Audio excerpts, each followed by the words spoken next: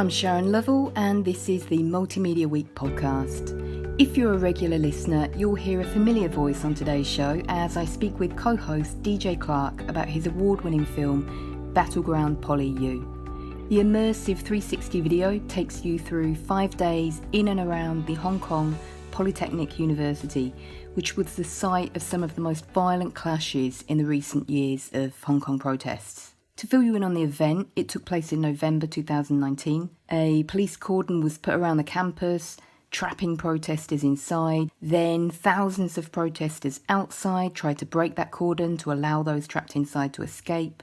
Clashes lasted into the nights. People inside launched petrol bombs and shot arrows at police, who threatened to use live rounds. But the police cordon stayed intact, and finally most protesters surrendered. Hundreds of arrests were made, and hospitals were overwhelmed by the number of protesters needing urgent medical attention caused by the siege. And DJ Clark was there to capture this historic moment.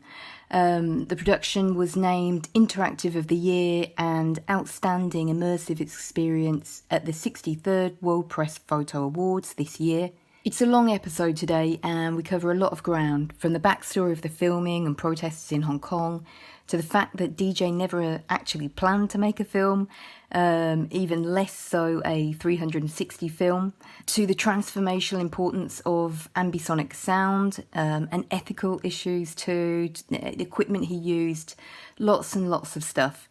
I hope you enjoy the show. I've watched the film quite a few times now, and certainly learned heaps from talking to DJ about the production side of things. Thanks to our sponsor, the University of Bolton. I'm the course leader of their 1-year master's degree in multimedia journalism based in Beijing. We are almost full, but are still accepting international applications for the October start this year, slightly delayed due to COVID. And the first term will be all online via Zoom and other digital resources and activities. But we hope to resume regular face-to-face teaching somewhere in early 2021.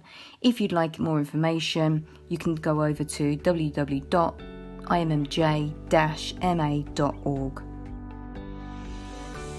You're going to ask me a question then? I mean, we started recording, yeah.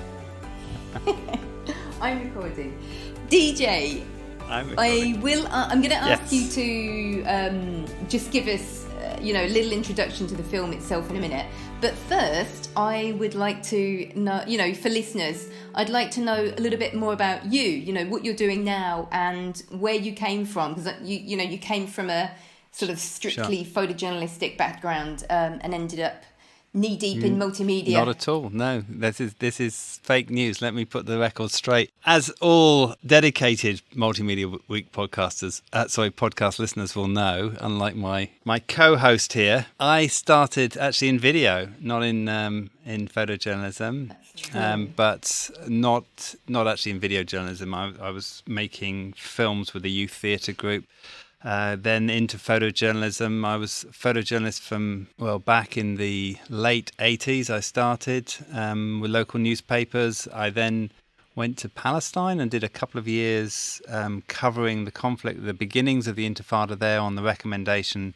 In those days it was very difficult to move up the ladder through from local newspapers through to national and doing these international assignments. So I just went to Palestine and ended up there a couple of years working for wire services and then later for other magazines. That was as a photojournalist, and then came back and set up a sort of freelance. It was an agency, but it was really just me and somebody else.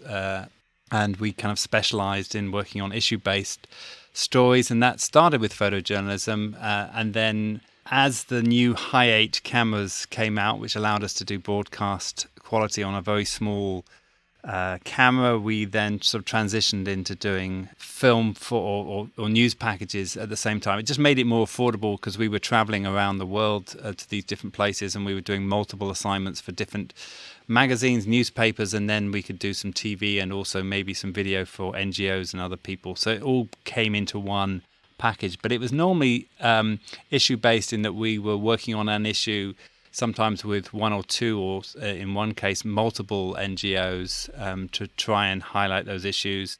both in the media and also working on their own projects and their own publicity and things that they were doing. So very much in that world for many years. And as I said, I've got a picture of myself back taken in 1992, which I use in my lectures, where I'm carrying still cameras and a video camera, and I'm doing a package for BBC, but also doing stills for, I think it was the Times and the Mail. I think I had 3 cameras around me, and they were wanting different formats, and so I was shooting all of that. And I was on skis, and I was covering the British Special Olympic team, the British media contingent for that. So, I see multimedia journalism as something that is not new. I've been doing it for a while, and then that continued. I worked for magazines for many years as a photojournalist and video projects as well, until I moved to China 15 years ago. So that's really when I started specializing in Asia. And as you know, because you've done the course and we talk a lot about this, I've been also running a dual career of also being an academic and teaching at various different capacities. Now it's officially 1 day a week, but has been more than that in the past with university students. So that's been going on at the same time as I've been developing or going through my career. I'm currently based in Hong Kong, and I work with China Daily as part of the Asian News Network, which is a group of 23 media organizations across Asia. We produce primarily what we call infotainment content. We have a team producing in fact, if you listen to last week's podcast, it will be last week by the time they get this, you'll listen to one of our producers, one of the people on my team who produces a food show. And as people also follow me will know that I'm involved in producing an outdoor adventure show. These are very sort of simple, some mini docs as well. And we have a documentary team as well. So we do a little bit of documentary work from the team, and some of these sort of short social news little clips as well the team produces. So we do a whole kind of range of different multimedia products, a little bit of audio. I'm also working for other news organizations still. Had done a lot of work with The Economist in the past, still little bits for them, and for BBC and National Geographic and all the sort of other major news organizations occasionally as the assignments come in.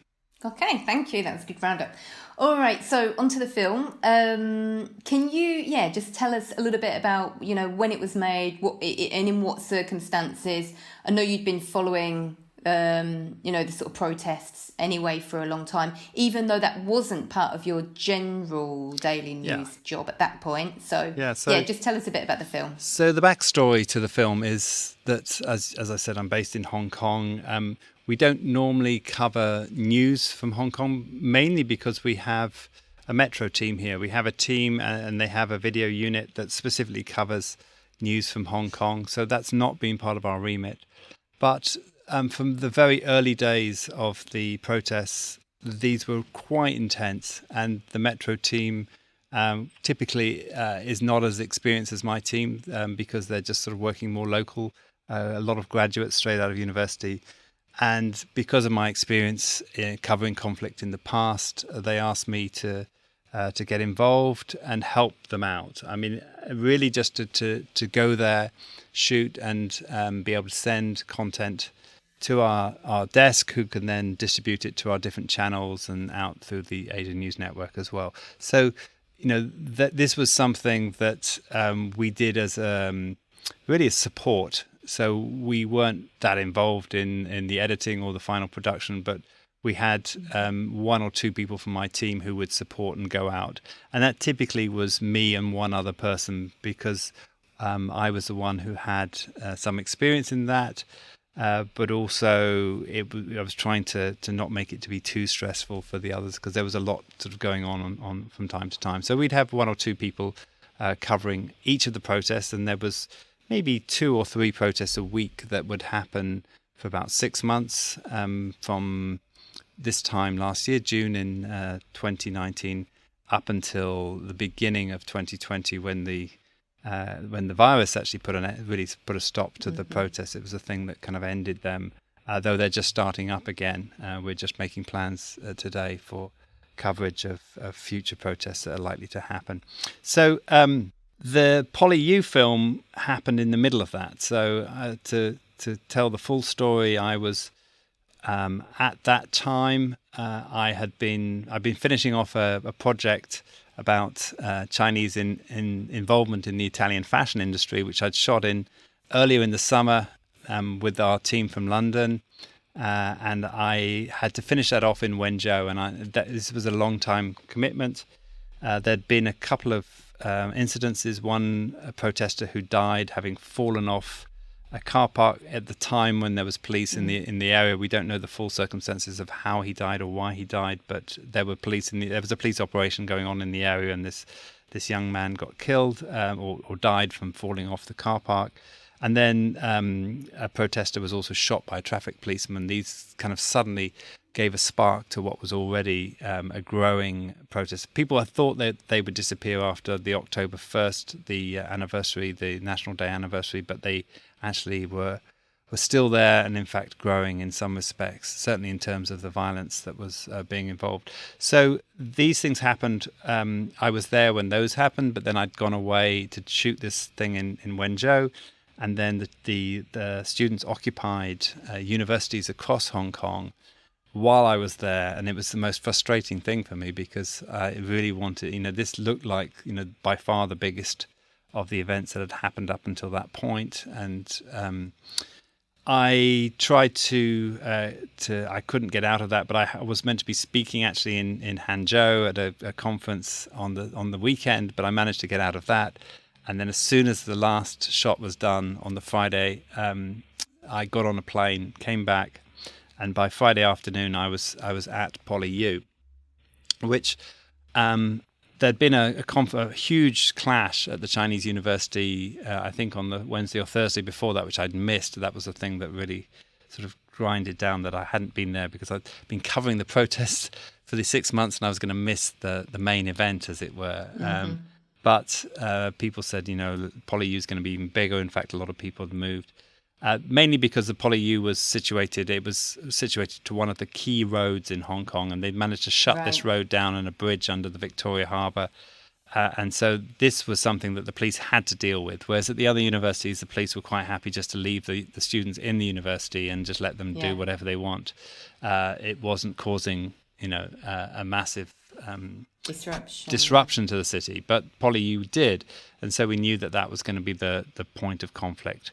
So on the Friday I went there straight from the airport. Things were quite quiet, but there was clearly something happening. There was a lot of students inside. They'd occupied it and they were sort of building the barricades, waiting, but I decided to go off and heard there was more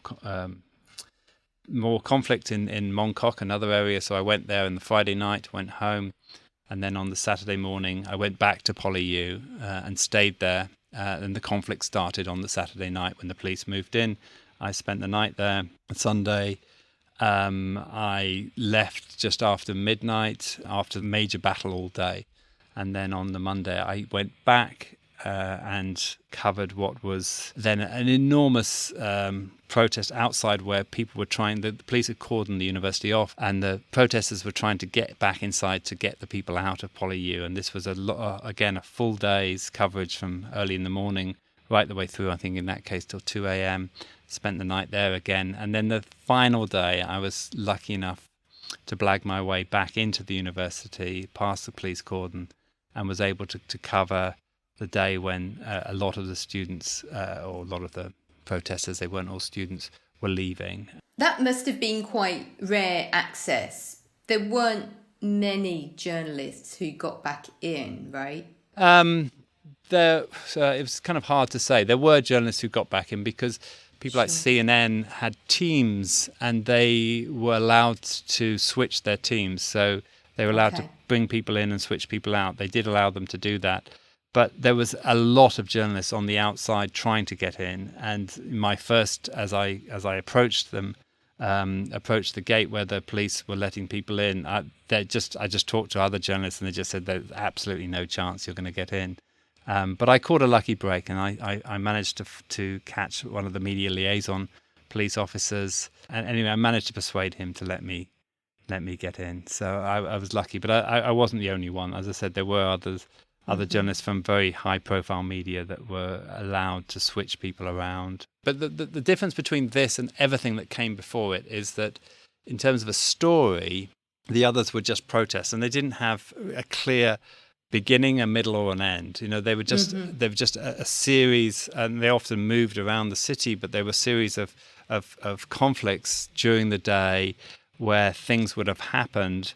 And it would normally sort of peter out slowly. This was the first time where we had a full story, where we could tell a story. For me, I'm possibly from the Chinese university, which I missed, but you had that beginning, the build-up, and the events that happened prior to it. Then you had the major battle. Then you had this next chapter where people from the outside were trying to get in. And I was just so lucky, as you know, sometimes it happens, sometimes it goes the opposite way. But I was lucky because I left the university on the Sunday night because I'd run out of power. Actually, I had no more batteries and my cards were running out. I'd borrowed one card off a colleague. But yeah, I mean, I was at a point where I just couldn't continue working, so I decided I had to get out. And a lot of journalists stayed in that night. And then, although there was events that happened that night, which I missed, but they then missed. They were just in the university on that last day, on the Monday, when all the action was outside. And so they didn't get that, whereas I was on the outside trying to get back in. So I was just fortuitous in that respect. And then, as I said, I was just lucky to get back in. So to have all of those components and to be able to put that together as a story was something that I realized, although there was a lot of journalists there, that most of them didn't have all those pieces of the puzzle, as it were. Was it a very specific choice from the beginning to film the thing in 360 or not? No. So again, this was just something that had evolved during my time covering the protests. So it was actually a technical choice that had nothing to do with 360. So during the period leading up to that, which was several months, 4 months or so of covering protests week after week, is that I was sort of fine-tuning the gear that I was using so that it was most efficient. Remember that my main goal was just to report as a support person, just to report what I saw, to shoot and then send into the desk. So I tried different cameras. I tried the sort of little video camera that's got everything built into it, and I tried shooting with phones and other things, and come down to two cameras that I used for most of the action. One was a Sony with a 24 to 240 lens, which kind of covered most things again, and you can change the crop on the chip, on the sensor, which means you get a slightly longer thing. So you get really good range with that camera, and it shoots in low light and does all the other things. And I could send that to my phone, the clips from that from my phone, edit it on the phone, or if not, just send it directly to the desk. But so it's basically a camera that just a DSLR that's reasonably small with one lens, and that was, it's manageable, but it's got amazing reach. So you could be safe and be a long way away, or you could be close or reasonably close. But what it was very bad at is when you were very close and you were in the action, because you were so close, things are happening all around you, and you miss things. Someone throws a petrol bomb or whatever, and it's happened so fast that you haven't had to turn and to focus and get everything right, so you've missed the action. And so if you're in the midst of it, we kind of figured out using a 360 camera, you actually film everything around you. And surprisingly, it's also a little bit safer because you can put it above your head and you can duck down when the rubber bullets and things are flying, and it films everything around you. And then on your phone, you do this thing, it's called overcapture on GoPro's app. And you just turn you actually re-edit it like you're shooting it. So you play the video back and you choose which part that you want by just turning the phone. You look a bit stupid when you're out there and turning around with the phone, but you're editing, and then you can send that directly to the desk. And then if you miss something, you can try it again and do it again. In very close quarter action, that worked really well. So that's why I was shooting 360. It wasn't to make a 360 film. There had been one other guy from the Hong Kong Free Press who had done 360 films prior to that, and they were really nice, and they were a great way to kind of experience what the day was like. But there was never any story to it. It was just, this is what happened. These are some of the key moments. And I'd never kind of thought about doing 360. I mean, I knew how to use 360. We'd done projects prior to this. We'd done a big project on Asia's ailing, what it's called, ailing monuments or something. This is looking at UNESCO buildings and sites in Asia that were under threat. We did this whole project using 360, and we used to have a 360 show. So I was familiar with the technology, but it wasn't something that I'd thought of. And it was only after the event I realized that there was something that I knew that I wanted to do a documentary on this, a short documentary. And then looking at the 360 footage was what persuaded me. So even while it was really afterwards, like it wasn't even midday that you thought, I could put together a Not film. at all. And Wow. in fact, the last day was the day that I missed. So the last day when people were leaving, it was actually I've got some really nice regular footage from that. But because it wasn't close action, there was no reason to use a 360 camera. And I missed a lot of the people moving out, and they were all with these blue blankets and these silver foil things on, and it was very visual, and it would have been great. You see a little bit of it. I do it at the very end when I'm putting the credits up. You have to turn around and see the footage, and I shot some of that with the drone as well. But if I'd had the 360 camera, if I was thinking 360. The ending could have been much, much stronger, and it's the one thing that I greatly regret. But the other point is that I haven't said is one of the big key decision makers was when I was playing this footage back, that the new 360 sound, the ambisonic sound or the spatial sound or whatever you want to call it, it's the same thing, that they had put into this new camera was just blowing my mind. I had my headphones on and I was watching this footage back on my phone, and the sound was just incredible.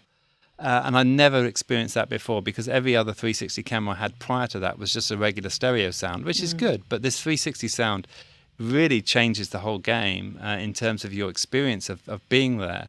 Spookily in some instances. I mean, I've shown this to other journalists who were there during that time, and they watch it and they sort of get these flashbacks to what it was like when they were there, because it really kind of makes them feel that they're back where it all, as it happened, when it happened. So this is something that, again, really sort of pushed me to want to do this as a 360 piece. And I've got to say, I haven't finished. You've probably got a question later, but I did try to persuade other people to do it first, because I didn't have the know-how how to make this film with this spatial sound. And so I did approach a number of other media organizations saying, I've got this fantastic footage. I think it's unbelievable. Would you be interested in working with me and making this film? I really think it's going to be something incredible. And I didn't get anyone to take it. So in the end, I actually had to do it myself. Unfortunately, China Daily here was supportive of that. And they said, okay, well, so I built it myself, and I had an intern at the time who luckily was very technical and had the time to look up all these questions that we had, and together we kind of just tried to put it together. I knew previously that you hadn't intended from the beginning to go out and shoot a 360 story, and I knew why you were shooting with that 360 camera, because I talked to you before, but I had no idea that it was so late in the day, and you'd actually approached other organisations as well. Yes, yeah, no, we tried a number of people, but as I said, it was hard to convince people, because most people thought 360 was dead, that it wasn't something that was really working, and it was difficult to invest time and energy into it and make it work for them. That is actually an interesting point in terms of, I don't know, 3-4 years back, we saw people beginning to invest in 360 video, bring apps out, and that has all gone quite quiet now, isn't it? And I think it was just a barrier between. It wasn't the filmmaking itself. I mean, if people were making some great 360 material. Yeah. It was more a barrier from the audience side. Yeah, I mean, well, there's two things. One, it's very difficult to do storytelling in 360. Whatever you say, somebody's in the shot, they're holding it, and so you can't do this kind of verite type stuff. Or you sort of set it up and you put the 360 camera there, and then you like we did in this Ailing Asia project, is that we put the camera there and we ran and hid somewhere and set it off for 30 seconds. and then we came back and hoped no one had stolen the camera in the meantime. So, it's problematic as a storytelling tool. That's one thing, and the other thing is, as you said, a lot of people, we know that huge numbers of people are consuming our media on mobile phones now, and not many people really will spend the time to turn around and see this stuff or scroll through it when they're on the phone. They just kind of want to have that quick hit. So that has been an issue, but we know now, I mean, it may have been just too early, because we know now that Facebook is investing a huge amount, and YouTube and Apple have just made their new announcement just a few days ago, saying that they're building spatial sound into the new Apple TV experience, and the new Apple EarPods have got spatial sound built in. Right. So, this kind of whole idea of 360 and spatial sound is something that people are now starting to take seriously, and we're likely to see. And we've got a setup here in my studio. So I have the Vive Pro, which are really good quality 360 goggles, and we connect to some of the really good high-end gaming things, and also films. And it is quite something to do it, but it's an expensive setup. So there is a real barrier for people to be able to watch it. But I think that barrier will come down. And I think, one of the key things that I was thinking of in making my documentary is that I realized at the time that this was going to be an historic event for Hong Kong, and that the 360 video allowed people to experience this thing for, in a very different way than they would do just with all the other. And if you see the footage, you saw how many other journalists were there. I mean, everyone was filming from every angle. And so there's no shortage of footage from it. But as far as I know, this is the only project that has this kind of whole different type of experience of being able to do that. And I was just thinking, how cool it would be for school kids in Hong Kong who are learning about this in 50 years' time to be able to put on the headset and just place themselves right in the middle of it and experience it in a way that is very different from just watching a film on it. Yeah, and of course I've got like the little headset, but I haven't got a sort of fancy headset. And I've heard from Claudia actually what an experience it is when you put it on a really good headset and everything. Well, the headsets are different, and she said it does change it really does change the experience. Yeah, I mean, the headsets are difficult to get hold of. That most of them, if you go onto their website, go onto the Oculus website, for example, they're all sold out, and it just says sold out, sold out, sold out. So yeah, someone's buying them then. Somebody's buying them, and I don't know whether they did that on purpose to try to make them something that people treasure or really want to get hold of. But yeah, they're difficult to get hold of. But they are. Yeah, it is something very special to put the whole thing on. So it's not really a question, this one, but there's a question at the end of it. If you look back through, and I actually did go back through the other day, and I sort of went back through the whole sort of decade of the World Press photo, digital storytelling. It was multimedia, and most of the nominees and winners are either quite big production teams, or they're sort of pieces that have been made by, solo reporters, but over a really long time. I mean, there's very few kind of pieces that have been nominated or have won in a sort of breaking news environment. And I think that's what attracted me to this story, in terms of using sort of multimedia in a more breaking news context, because I think we're really used to seeing multimedia in sort of long form features, but less so in breaking news. So that was quite exciting for me, and I just wondered if you'd got what sort of opportunities do you see happening right now in that area? Well, I think, firstly, I think this is one of the great things about World Press Photo, is that having been to many of their events in the past, not as a winner, I must say, but being involved in the organisation in other ways in the education department, what was always one of the great delights of that is that amongst having these people who worked on these really long-term projects and some of the best people in the industry, you also had just regular photojournalists, day-to-day jobbing photojournalists who work for a local newspaper, but just happened to have been at the place at the right time and got these amazing shots. And they were still able to win awards. And I think that there's very few industries where that happens, where, you know, it's kind of like everyone has a chance. It's almost like a football tournament where the smallest club still has a chance of winning the top prize, which, as we know, doesn't really happen. But in World Press Photo, it does. And it was one of the things that I was a bit disappointed with in many ways when they brought out the video or the digital storytelling contest, is that it was these big productions, as you said, that were winning, and quite rightly so, because they were really the top of the class. But it didn't allow for other people who didn't have those budgets or were just doing daily jobs to be able to really compete. And I think that was great that this was acknowledged for that it was a piece of, you know, breaking news, and that, as you said, you're limited by what you can do, but at the same time, in this environment, you can still produce really compelling productions. It is, you know, I really, as you know, I've always enjoyed new technologies and the opportunities that those bring you. And of course, they're always, when they first come out, they become, it's that sort of wow factor. And you combine that, as I said, this was almost like a perfect storm with the new ambisonic sound coming out with the GoPro, plus this amazing event, plus the fact that I had used this camera for other things prior to that, or used a 360 camera.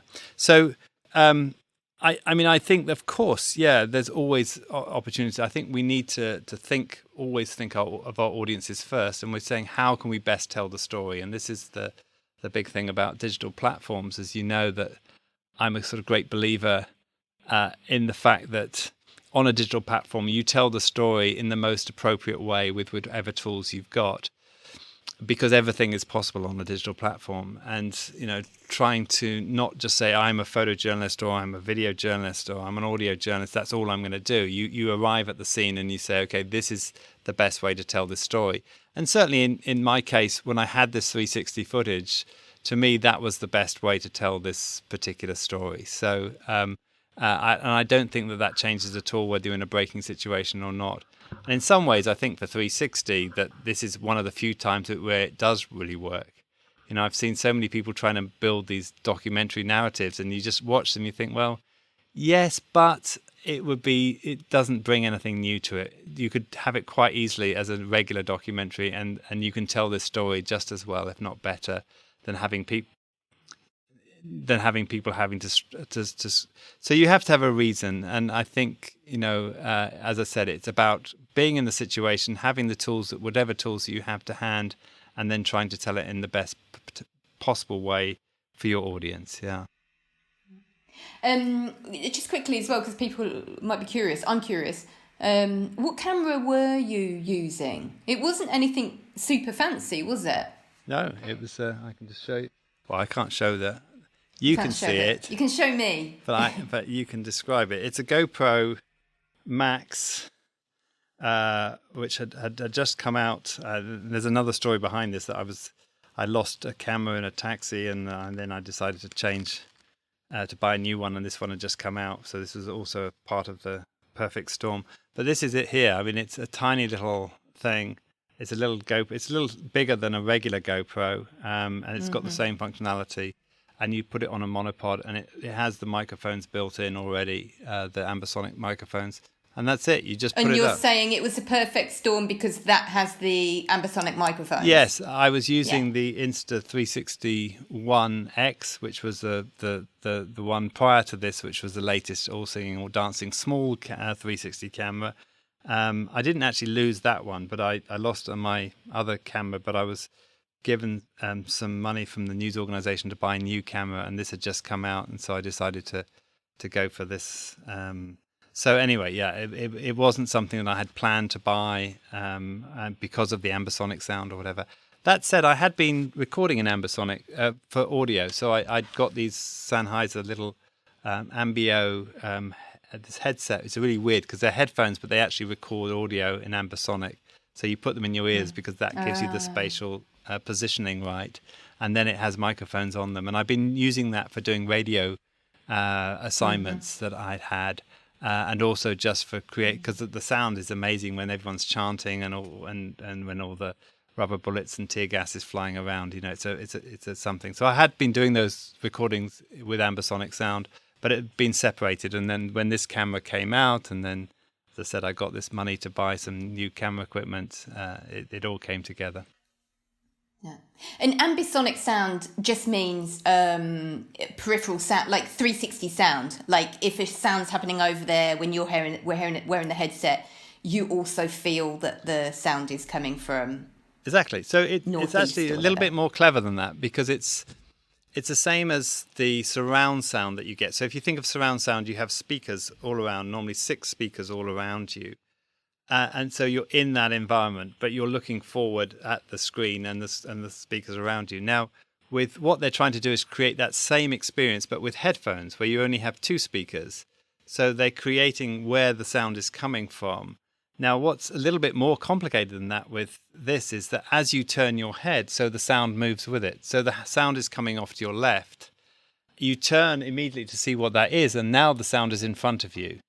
So it's intelligent in that it knows where you are in the space, and as you turn your head, it moves the sound around with that, which is very clever. And as I said, I don't know how they do it, but that gives you this sort of sense of it. I mean, all it does is it allows you to listen to the sound in a similar structure to the way that you listen to it and you hear it in real life. And it makes that we've always talked about sort of 360 video as immersive. Yeah. But with the sound, that's that extra layer of really feeling like you're there. And it's difficult to quantify the amount of extra layer that is, because it sounds like it's a little gimmick, but actually it does raise it enormously. I mean, I just remember listening to some of the recordings I'd made early on on the PolyU with headphones on, and just being completely blown away. Having listened to many recordings prior to that with the previous 360 camera, but this was, it really sort of brought it to a very different level. Yeah, the other reason that I sort of liked this film a lot, or it made me change my mind a little bit. So, there's always been this kind of discussion about 360 video, and how it can be sort of more impartial or more objective. And I always kind of poo-pooed it. I always thought that was a little bit nonsense, because, my feeling is, well, you're still behind the camera, you're still choosing, you're still sort of selecting where to be and so on. But I think this kind of changed my viewpoint, because, when I watch your documentary, I really can get a sense of being on all sides of things. It sort of changed my mind a little bit, that 360 video can have this layer of objectivity. So the objectivity it's a very interesting question. I mean, if you break it down to prior to that, I mean, one of the things that you say with objectivity is that the photographer is choosing what to shoot. So they're choosing this detail or that detail. With 360, you don't do that. You allow the viewer to look around the full sphere, so they can see everything that you're not choosing. But of course, you are still, when you're coming to edit, you're choosing which shots you're going to use and which shots you're not going to use.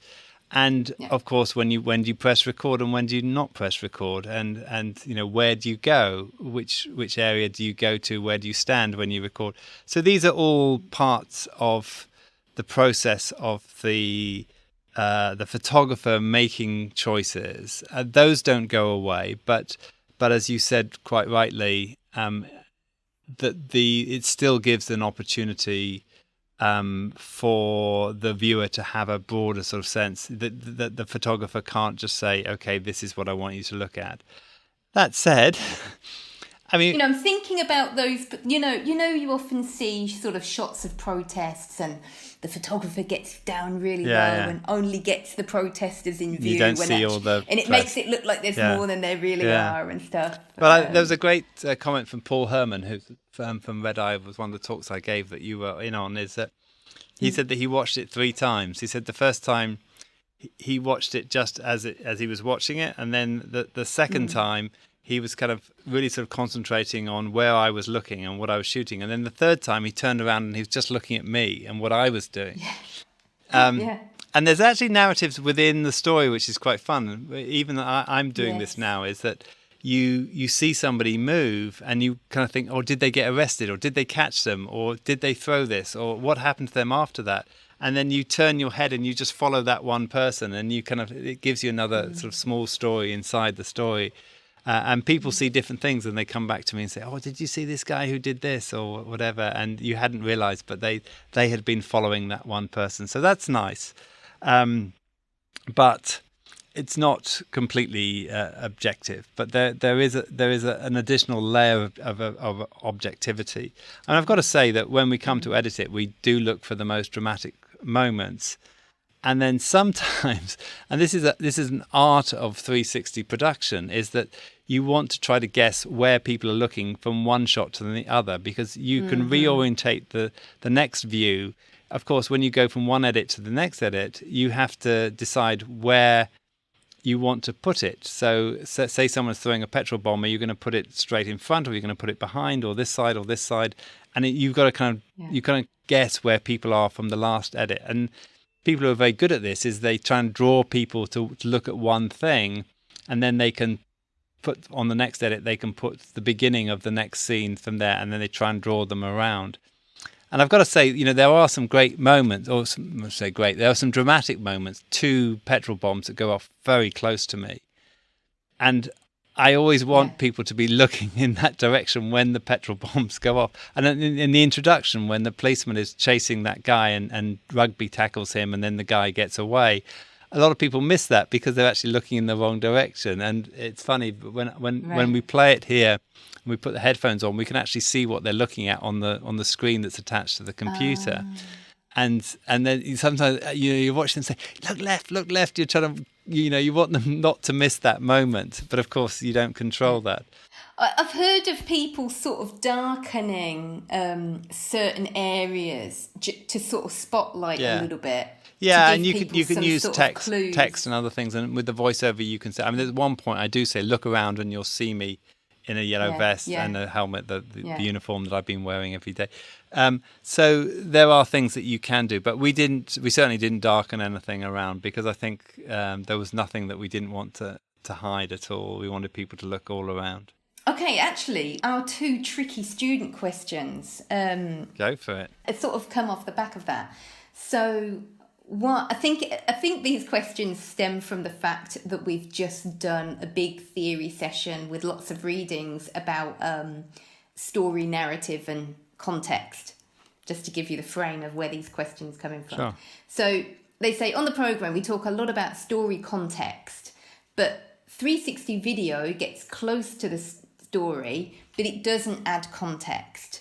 Is there a way for 360 video to add in bigger context? Yeah, no, that's very much part of our thinking behind this, and the decision to do the voiceover, because what the voiceover we're trying to do, if you listen to the voiceover, is often talking about things that you don't see, because we wanted to give a broader context of what else is going on. So there's 2 places you can do it. You can do it with text slides and voiceover. That's one place actually in the video, but you can also do it with the text that goes with it. And interestingly, because we published this on YouTube, it was published on both sides of the political discussion. So 2 publications on both sides of the political discussion embedded it, but they gave a completely different context in the text that went with it to what actually it was about and what happened and the results of it.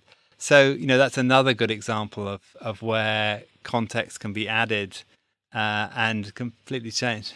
The 2 new news organizations I'm talking about, lots of other people embedded it. So it was embedded by many, many organizations. But there's one example that I use if I'm talking to students where I can show them that I pick out 2 specific ones and show them the context in which they ran with it and how different that was. And I think that's, to me, that's one of the great things about YouTube is that people can embed it and talk about it they can put their own context with it.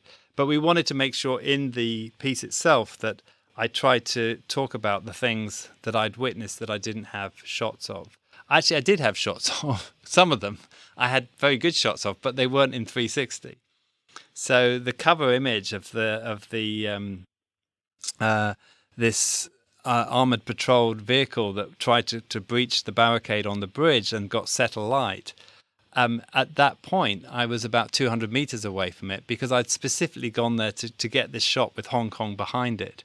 As they were trying to breach that barricade, I knew they were breaching the barricade. I'd been on that barricade earlier, very close to it, but I kind of felt I was only getting one side of the story because I couldn't see over the barricade to see the police on the other side. So I'd moved to another position where I could get a long shot, and I knew from before, through my time at the university, that from that position you also had the city behind, which gave this really nice sort of context of where this was happening, because you could see the skyscrapers from Hong Kong Island behind it, as you see in that image.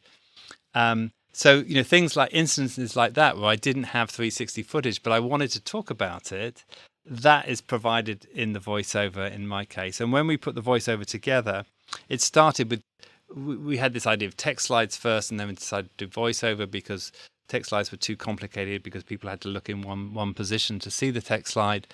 And then when we did the voiceover, then people were saying when we were doing the experiments with my team here that there wasn't enough voiceover because people were looking for my voice to bring them through the thing. To guide them. Yeah, so that's how we added context. Yeah. And my response as well is that in a feature storytelling, you're really expected to add in bigger picture context. But I think in a breaking news situation, it's impossible to tell the entire story. That's not what a breaking news piece is about for me. And not just that, this wasn't a breaking news piece in the sense that, it was edited after the event. It wasn't edited as the event happened. But we decided that we were going to do it as a first-person narrative. This is what I saw. And one of the biggest criticisms that I've had is a lot of people have come on Twitter and other places and said, you show this, but you don't show this, and you don't show this. You don't show the first aiders who got arrested on the first day when they were trying to get out. And I don't, because I wasn't there, and I have no footage, and I didn't actually see that for myself. So the context that I've done is I've tried to add context of things that either were very significant or things that I saw that I don't have footage of. But so it's not designed to be a full comprehensive documentary. And you do outline that. I think you sort of frame it in the beginning of the story, don't you? Yes. This is what I saw. And this is what I witnessed, and I wasn't everywhere. And I know that there are other documentaries that I'm helping with some of my footage for, who are trying to do that big comprehensive story and take footage from all the journalists that were in different places and tell the whole story as well as they can. And I think that that's there's places for that. I'm sure there'll be movies about this in the future. I mean, it was a big event. Absolutely, yeah. Okay, the second question, a little bit similar. We've seen lots of visuals of protests in Hong Kong and recently in the Black Lives Matter movement. And the violent sides always grab more attention and are more covered. And of course, as visual journalists, we do want to cover these dramatic moments. And then they say, it seems that in both cases, the narrative ends up revolving around these more extreme ends. But then these visuals can also end up being used to discredit the protests as violent and disruptive and hooligans. What can we do about this as visual journalists? Good question. It is a very good question. I've got to say, in terms of PolyU, that it was intensely violent for a very long time, and I could have, it didn't really let up the whole time during the conflict. I mean, there's parts at the beginning and there's parts at the end when there's no violence there, but I can stand by this. I've got to say also, a lot of the other coverage that I've done, is that although I'll cover the whole day, there may only be a few small instances of violence, and obviously those are things that we cover, and those are the things that our desk would tend to move, rather than as you said, the sometimes thousands, sometimes possibly millions in Hong Kong of peaceful protests. And I think that's a shame. If I was on that, I would try to do something a little bit different. But we don't always have control of the things that we do. And, we know that the way that journalism works is often it's commercially driven, and there are other people who make the decisions on how they're going to use our content, particularly in protest situations where it's almost impossible to edit stuff on the fly as you're going and show people. I mean, we've always tried to be, from our point of view, as honest as we can with what's going on, but it's very difficult to do. And that, I think that is one of the valid criticisms of this type of journalism, yes. Okay, we're running quite late on time, and I'm aware it's very late for you, and you've got family to go home to. So, my final question is, what tips do you have for visual journalists wanting to get to grips with 360 video storytelling? What gear is kind of affordable and manageable? It's easy to get 360 cameras now, either ones that attach to your phone or simple ones, and they're relatively inexpensive now. So I would definitely get one and try it. I think that they're a great tool for doing flat video as well as doing 360 video. As I said, I think it's a great tool for covering things that are happening very fast and being able to re-edit that later. I think that is something, particularly if you have a 6K camera, which is fairly common nowadays, which gives you enough space to be able to get a good quality flat video out of it. So yes, go ahead. I think definitely go ahead and get one. I mean, the GoPro one that I use isn't terribly expensive. I think it's about $400, so it's not a massive investment to get something that can produce that kind of quality. Well, with any of this kind of new technology, I think that you have to get out. If you're a journalist, you have to experiment with it and just play around with it, get to know how to use it, and then either keep it in your bag or keep it at home, and when you have an occasion to use it, then you bring it out. I mean, I think, as I said, going back to what I said earlier about the most appropriate way to tell the story. There's one other point that I want to make as well, which is about the ethical concerns. So I think one of the ethical concerns about covering protests, I mean, we had a lot of this in the debates around the World Press Photo Win, is that people were saying, are you trying to create something that is too lifelike and it's more like a computer game and all this stuff? I don't have any of those concerns. The concern that I have ethically is about whether journalists should be using these cameras because of the dangers that it puts you in. To use one of these cameras, you have to be very close to the action. And as you saw in that film, there's a couple of times when I'm very narrowly missed by petrol bombs that go off. It's incredibly dramatic footage, and people that see that will want to emulate it and copy it. But it puts them in I would say, possibly more danger than they should be. And I think that is the bigger ethical question that newsrooms should be having, is that is it worth using a camera like this? And fortunately, the Hong Kong protests are not as lethal as other places can be, but certainly in a war situation or where there's more lethal force being used, trying to get that kind of footage could be extremely dangerous, putting the journalists in that position. So I think that is an ethical question that should be discussed, and it's one that I certainly don't want to hope that I'm not promoting amongst other journalists to try and do the same thing because they think, oh, wow, that looks amazing, and then putting themselves in danger. So that's because it just doesn't work far away. You have to be right in the action. You have to be as close to it as possible. This is very controversial. There's not credible evidence that anyone has been killed in the Hong Kong protests as a result of the police actions or the protest actions. There was one guy who was hit on the head with a stone and died. The level of violence around what happens in Hong Kong is not as much as it has been in other conflicts that I've covered. It's quite remarkable considering how much violence there is, and so it was a situation where I felt the risk was worth it in my case, but I certainly wouldn't want any of my team to take the same risk or promote it as something that people should be doing if it's a violent situation. Just one thing that I'd like to add as well. In covering news in polarized environments, and I've covered this conflict for over 6 months, and we have news organizations that we work for that are on both sides of the argument. As I said, with the previous one, it's embedded and it's been used on both sides of the argument. But the thing that I think that I've learned from this, particularly with the criticism that has come from both sides, is that if you're in a situation like this, you're covering a protest that is very, that has two very clear sides, that if you're being criticized by both sides, you're doing something right. It's very easy to jump on the bandwagon of one side and not the other, and then just sort of do the journalism from that side, and you'll get lots of praise from that side and criticism from the other. But, what we've seen, particularly in Hong Kong, is that it's never that clear.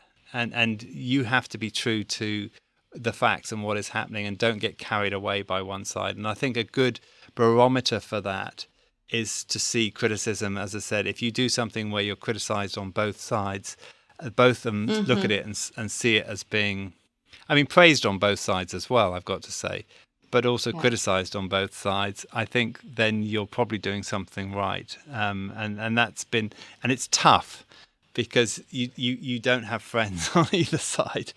But I do think that, as I said, that is something that you should be aiming for. And very good advice, especially in as we see an increasingly polarized media. Yeah, well, I think it's also, when I'm talking specifically about protests rather than sort of other general political things, but I think when you're covering something like this, to be able to, to